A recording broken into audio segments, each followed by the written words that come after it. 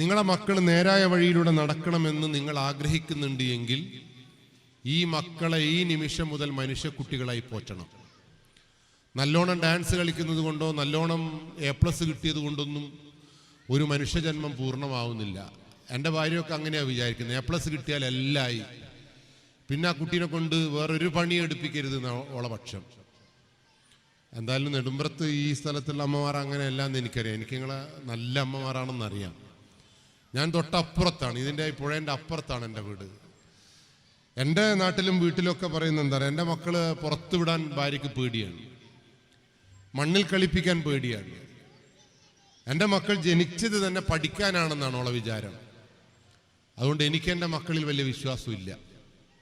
എൻ്റെ പോലീസ് സ്റ്റേഷനിൽ കാണുന്ന ഓരോ സംഗതിയും ഓരോ നിമിഷവും എൻ്റെ വീട്ടിലേക്ക് വരുമെന്ന ആശങ്കയോടുകൂടി കാണുന്ന ഒരു പാവപ്പെട്ട പോലീസുകാരനാണ് ഞാൻ. എൻ്റെ പോലീസ് സ്റ്റേഷനിൽ ദിവസവും കാണുന്ന ആപത്തുകൾ എൻ്റെ വീട്ടിലേക്ക് ഏത് നിമിഷമാണ് വരിക എന്ന ആകാംക്ഷയോടുകൂടി കാത്തിരിക്കുന്ന ഒരു ഭർത്താവാണ് ഞാൻ. പക്ഷെ നിങ്ങളെ മുഖത്ത് അങ്ങനെ ഒരു ആകാംക്ഷയുമില്ല, ഒരു പ്രതീക്ഷയുമില്ല, ഒരു സങ്കടവും ഇല്ല. അതിന് ആദ്യം നമ്മൾ എന്ത് ചെയ്യണമെന്ന് അറിയാം, നമ്മൾ പേപ്പറിലൊക്കെ വായിക്കണം. നിങ്ങൾ കണ്ണൂർ ജില്ലയെക്കുറിച്ച് എനിക്ക് കുറേ പറയാനുണ്ട്. കണ്ണൂർ ജില്ല വളരെ നല്ല ജില്ലയാണ്. സാംസ്കാരികമായും എല്ലാപരമായിട്ടും മുൻപന്തിയിൽ നിൽക്കുന്ന തെയ്യങ്ങളുടെ നാട് എന്നൊക്കെയാണ് പറയുന്നത്. പക്ഷേ ഈ കണ്ണൂർ ജില്ലയിലാണ് ഏറ്റവും കൂടുതൽ കുട്ടികൾ ആത്മഹത്യ ചെയ്യുന്നത് എന്നുള്ളത് എൻ്റെ മുമ്പിലിരിക്കുന്ന രക്ഷാകർത്താക്കൾ മനസ്സിലാക്കിയാൽ കൊള്ളാം. ഇന്ത്യയിൽ വിദ്യാഭ്യാസമുള്ള ഏറ്റവും മികച്ച വിദ്യാഭ്യാസമുള്ള സംസ്ഥാനം കേരളമാണ് പോലും, ആരോഗ്യമുള്ള സംസ്ഥാനം കേരളമാണ് പോലും, ശിശുമരണ നിരക്ക് ഏറ്റവും കുറഞ്ഞ സംസ്ഥാനം കേരളമാണ് പോലും. അങ്ങനെ എല്ലാ തരത്തിലും കേരളം വിളങ്ങിക്കൊണ്ടിരിക്കുന്ന ഒരു സാഹചര്യത്തിൽ ഈ കേരളത്തിന് രണ്ടാമതൊരു മുഖം, അതിൽ ആർക്കും ഒന്നും ചെയ്യാൻ കഴിയില്ല. കഴിയണമെങ്കിൽ രക്ഷാകർത്താക്കൾ നന്നായിരിക്കണം.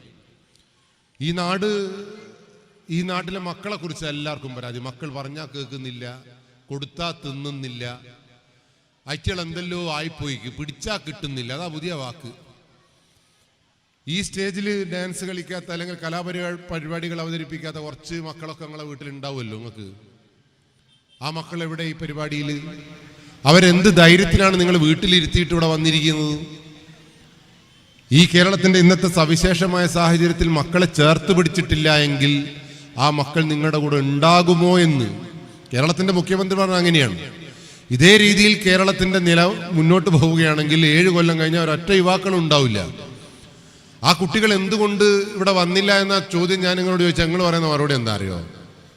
ഐറ്റികൾ വരൂലപ്പാ, ഐറ്റിക്ക് ബോറാണ്, ബോറ്. ഐറ്റികളെ ടീംസ് ഇല്ല, ഐറ്റികളെ ചങ്കുണ്ടെങ്കിലേ ഐറ്റികൾ വരൂ, അല്ലാണ്ട് എൻ്റെ കൂടി ഐറ്റികൾ വരൂല. നിങ്ങളെ കൂടെ അല്ലാണ്ട് നിങ്ങളെ മക്കൾ ആരുടെ കൂടെയാണ് വരേണ്ടത്? അമ്മയുടെ കൂടെ അല്ലാതെ, അച്ഛൻ്റെ കൂടെ അല്ലാതെ, സഹോദരങ്ങളുടെ കൂടെ അല്ലാതെ നിങ്ങളെ മക്കൾ എവിടെയാണ് ഇരിക്കേണ്ടത്? ഈ ഒരു ബോധം രക്ഷാകർത്താക്കൾക്ക് നഷ്ടപ്പെട്ടത് കൊണ്ടാണ് ഈ നാട്ടിൽ ഇപ്പോൾ കാണുന്ന അസ്വസ്ഥതകൾ എന്ന് ഞാൻ വിശ്വസിക്കുന്നു. അതുകൊണ്ട് എനിക്ക് നിങ്ങളോട് വലുതായിട്ടൊന്നും ഉപദേശിക്കാനൊന്നുമില്ല. എൻ്റെ പോലീസ് സ്റ്റേഷനിൽ കഴിഞ്ഞ ദിവസം നടന്ന ഒരു ആത്മഹത്യ 5ാം ക്ലാസ്സിലെ കുട്ടിയാണ്. 5ാം ക്ലാസ്സിലെ കുട്ടിയാണ് ഫാനിന്റെ മേലെ തൂങ്ങി മരിച്ചത്.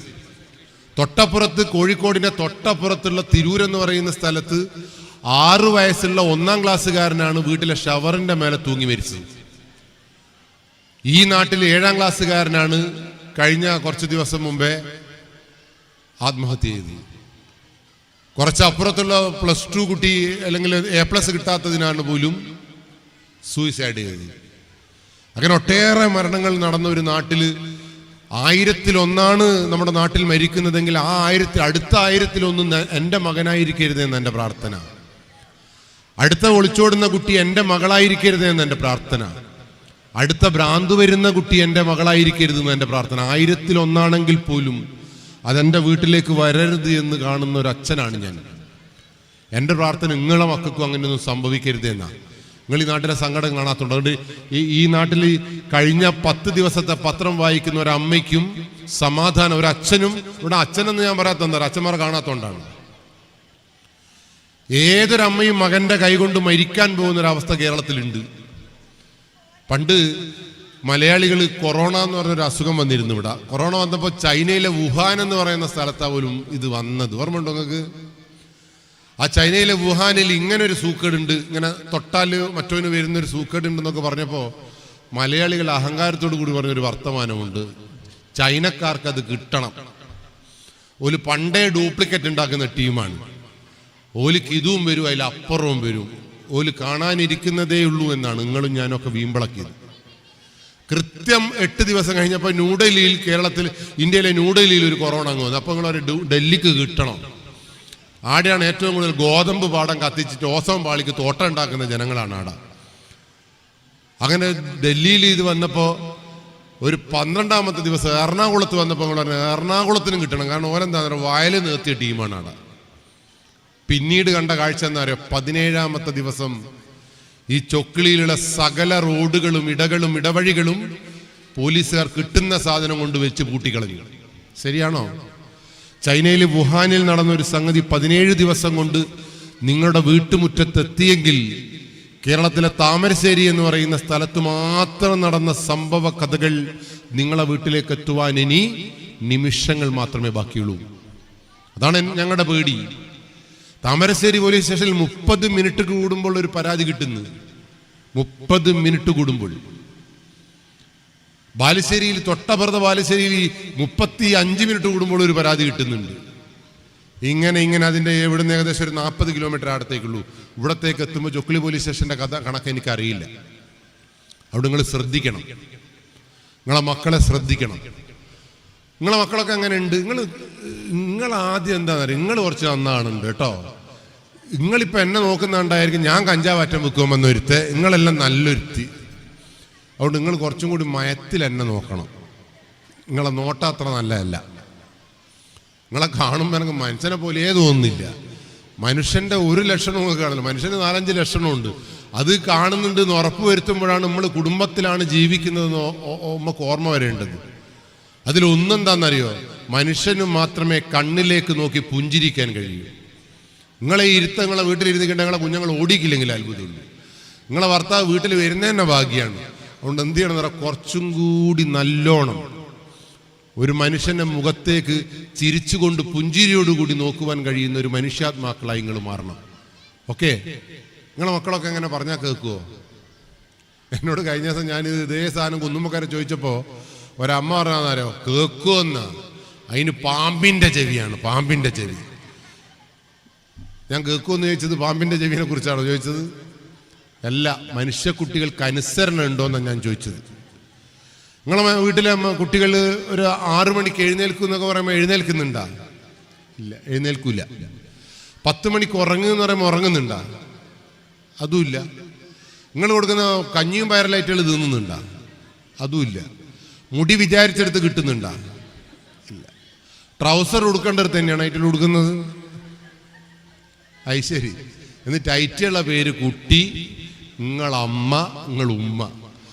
ഒരു മകൻ ഒരമ്മ പറയുന്നത് അനുസരിക്കുന്നില്ല എങ്കിൽ, ഒരു മകൻ അമ്മ കൊടുക്കുന്ന ഭക്ഷണം കഴിക്കുന്നില്ല എങ്കിൽ, അമ്മയോടൊപ്പം ഇരിക്കുന്നില്ല എങ്കിൽ, അതിൽ ആരാണ് അമ്മ, ആരാണ് കുട്ടി? നിങ്ങളെ മക്കൾ ഇങ്ങനെ ഇരിക്കണം എന്നൊക്കെ നിങ്ങൾ ആഗ്രഹിക്കുന്നുണ്ടാ? നിങ്ങൾക്കൊരാഗ്രഹവും ഇല്ല. നിങ്ങൾക്ക് ഇത് എങ്ങനെയെങ്കിലും പണ്ടാരണ്ട ഇവൻ ഒഴിവായിട്ട് ഡാൻസ് കണ്ടിട്ടുണ്ട് അങ്ങ് പോവാന്നുള്ള ചിന്ത ഞങ്ങൾക്ക്. നിങ്ങൾ മറുപടി അറിയില്ല, ഞാൻ ഇവിടുന്ന് പോകില്ല കേട്ടോ. അതുകൊണ്ട് ഞാൻ ചോദിക്കുന്ന ചോദ്യത്തിനല്ല ഉത്തരം പറഞ്ഞോളി. നിങ്ങളെ മക്കൾ അമ്മ കൊടുക്കുന്ന ഭക്ഷണം സ്നേഹത്തോട് കഴിക്കണമെന്ന് നിങ്ങൾ ആഗ്രഹിക്കുന്നുണ്ടാ? നിങ്ങളെ മക്കൾ നല്ലോണം ഉറങ്ങുന്നത് കാണണം നിങ്ങൾക്ക് ആഗ്രഹമുണ്ടാ? നിങ്ങളെ മക്കൾ ധരിക്കുന്ന വസ്ത്രങ്ങളിൽ അമ്മയ്ക്ക് പങ്കുണ്ടാവണമെന്ന് നിങ്ങൾ ആഗ്രഹിക്കുന്നുണ്ടാ? ഉണ്ട് എങ്കിൽ, അങ്ങനെ ആഗ്രഹിക്കുന്നുണ്ട് എങ്കിൽ ഞാനൊരു ടിപ്പ് ഞാനങ്ങ് പറഞ്ഞുതരാം. നിങ്ങൾക്ക് ഒരു പോലീസുകാരൻ്റെ മനസ്സുണ്ടാവണം. കുറേ ആളെല്ലാം പോലീസ് എന്ന് പറയുമ്പോൾ തന്നെ നിങ്ങളെ മുഖം പ്ലിങ്ങിപ്പോയി. അതെന്താ പോലീസിന്റെ മുഖത്തിന് എന്താ കുഴപ്പം? എന്നെ നോക്ക്, എന്തൊരു സുന്ദരനാ ഞാൻ. സുന്ദരൻ എന്ന് പറയാൻ കുറച്ച് ചങ്കൂറ്റം വേണം കേട്ടാ. ഈ ലോകത്ത് മലയാളികൾക്കില്ലാത്ത ഒരു ചങ്കൂറ്റം ഇല്ലായ്മ എന്താണെന്നറിയോ? ഞാൻ സുന്ദരനാണെന്ന് ഒരു മലയാളിക്കും പറയും. ഞാൻ നിങ്ങളുടെ മുമ്പിലിരിക്കുന്നത് സുന്ദരികളാണെന്ന് പറയാനുള്ള ചങ്കൂറ്റം ഉണ്ടാവണം, ആർജവം ഉണ്ടാവണം. കിട്ടിയ സൗന്ദര്യത്തിന് ഇങ്കുല വിളിക്കാൻ പറ്റണം. അല്ലാണ്ട് ഞാൻ എന്തെന്നാ, എൻ്റെ പല്ലെന്താ ഇങ്ങനെ, വായു തുറക്കുമ്പോൾ ഓട്ടപ്പല്ല്, അങ്ങനെയൊന്നുമില്ല. ഓട്ടപ്പല്ലൊരു ഭാഗ്യമാണ്. എല്ലാ മുഖത്തിനും ഭംഗിയുണ്ട്, ഓരോ മുഖത്തിനും വേറെ വേറെ ഭംഗിയുണ്ട് എന്ന് കുഞ്ഞുങ്ങളോട് ആദ്യം പറഞ്ഞു കൊടുക്കണം. അതിനു വേണ്ടിയിട്ടുള്ള കോപ്രായങ്ങളല്ല കളിക്കേണ്ടത്. അതുകൊണ്ട് എനിക്ക് നിങ്ങളോട് പറയാനുള്ളത്, നിങ്ങളൊരു പോലീസുകാരൻ്റെ മനസ്സുണ്ടാവണം. അപ്പോൾ നിങ്ങൾ പോലീസുകാരെന്ന് പറഞ്ഞപ്പോൾ നിങ്ങളെ മനസ്സിലേക്ക് പോടി വന്നെന്താ? നിങ്ങളെന്നെ ഇപ്പോൾ ഓർമ്മിച്ചേ? വളവ് ഹെൽമെറ്റ് പിടിക്കുന്ന ജന്തു, പോലീസ് എന്ന് പറയുമ്പോൾ എല്ലാവരും മനസ്സിലേക്ക് ഓടി വരുന്ന ഹെൽമെറ്റ് പിടിക്കുന്ന വളവെന്ന് നിൽക്കുന്ന ഈ പോലീസുകാരൻ പിടിക്കറ് ശരിക്കും എല്ലെണ്ണത്തിന്റെ തലയും പൊട്ടിച്ചത്തോണെന്നാണ്. ഈ ലോകത്ത് നിങ്ങളെ വീട്ടിൽ നിന്ന് ഇറങ്ങുമ്പോൾ നിങ്ങളെ ഭർത്താവ് നിങ്ങളെ ഭാര്യ ഹെൽമെറ്റ് ഇടാൻ നിർബന്ധിക്കുന്നില്ലെങ്കിൽ തലപൊട്ടി മരിച്ചോട്ടെ എന്നാ. പക്ഷെ ഈ റോഡിൽ നിങ്ങൾ നടക്കുമ്പോൾ പോലീസുകാരൻ കൈ കാണിക്കുന്നുണ്ട് എങ്കിൽ നിങ്ങളെ തല പൊട്ടരുതേ എന്ന് ആഗ്രഹിക്കുന്ന ലോകത്തെ ഏറ്റവും നന്മയുള്ള മനുഷ്യൻ പോലീസുകാരനാണ്. ഭർത്താവ് വീട്ടിൽ നിന്ന് ഇറങ്ങുമ്പോൾ ബോർഡ് നിന്ന് ടാറ്റ പറയുന്നുണ്ടെങ്കിലേ ചത്ത് ഭണ്ടാരടങ്ങിക്കോട്ടെ ഇൻഷുറൻസിന്റെ 1.5 കോടി കിട്ടും എന്ന് വിചാരിക്കുന്ന ഭാര്യയാണ് ഹെൽമെറ്റ് ഇടാണ്ട് ടാറ്റ പറയാൻ നിൽക്കുന്നത്.